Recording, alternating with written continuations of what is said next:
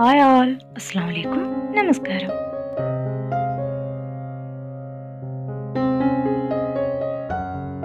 ఈ వీడియోలో నేను నా వీకెండ్‌లో తీసిన కొన్ని వీడియోస్ గ్లింప్స్ ఇక్కడ చూపిస్తున్నాను. అలాగే ఒక రెసిపీ మీకు చూపించబోతున్నాను.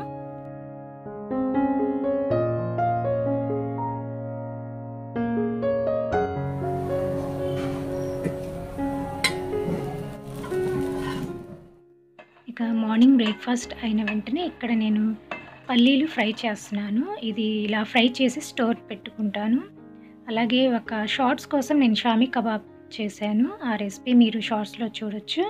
ఇవి స్టోర్ చేసి ఫ్రిడ్జ్‌లో పెట్టేస్తున్నానండి.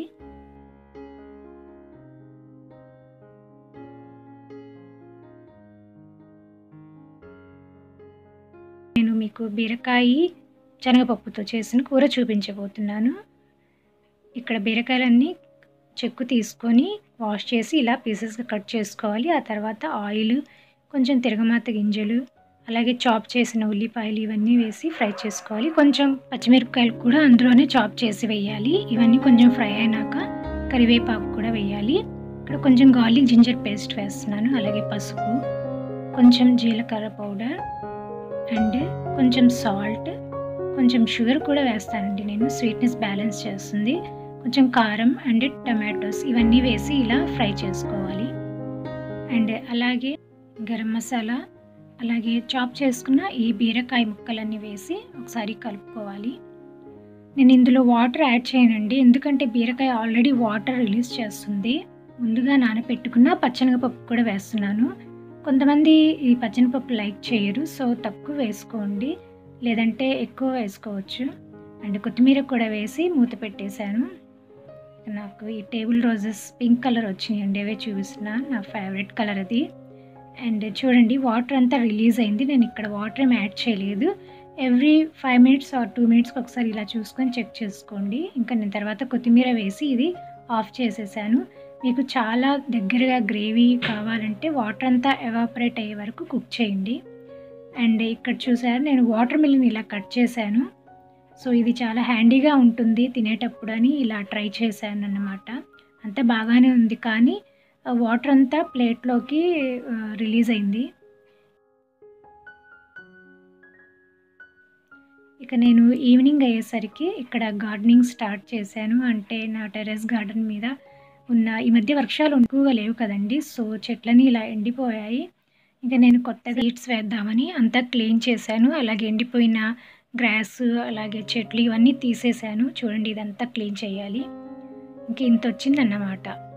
ఇక్కడ విత్తనాలు వేశాను. ఇంకా ఈ టబ్లో కూడా వేయాలి. బచ్చల కూర, పాలకూర, కొత్తిమీర అన్నీ వెజిటేబుల్, గ్రీనీ వెజిటేబుల్స్ అంటే లీఫీ వెజిటేబుల్స్ వేయాలి. మెయిన్ నాకు అది చాలా అవసరం.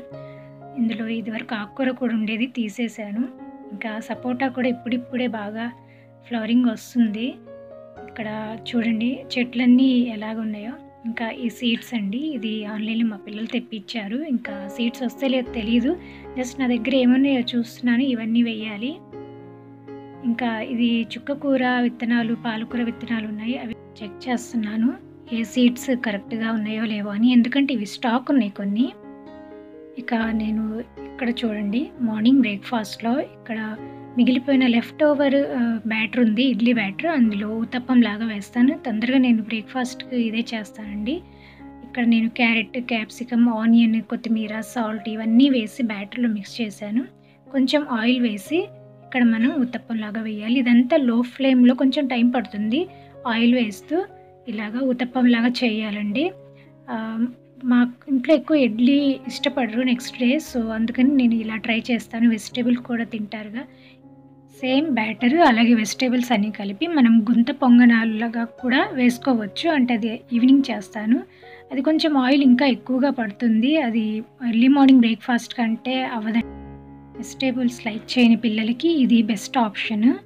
మా ఇంట్లో అయితే మా పిల్లలు వెజిటేబుల్స్ తింటారండి, సో నాకైతే ఏ ప్రాబ్లం లేదు. మీరు ఇందులో ఇంకా కావాలంటే డ్రై ఫ్రూట్స్ కూడా యాడ్ చేసుకోవచ్చు.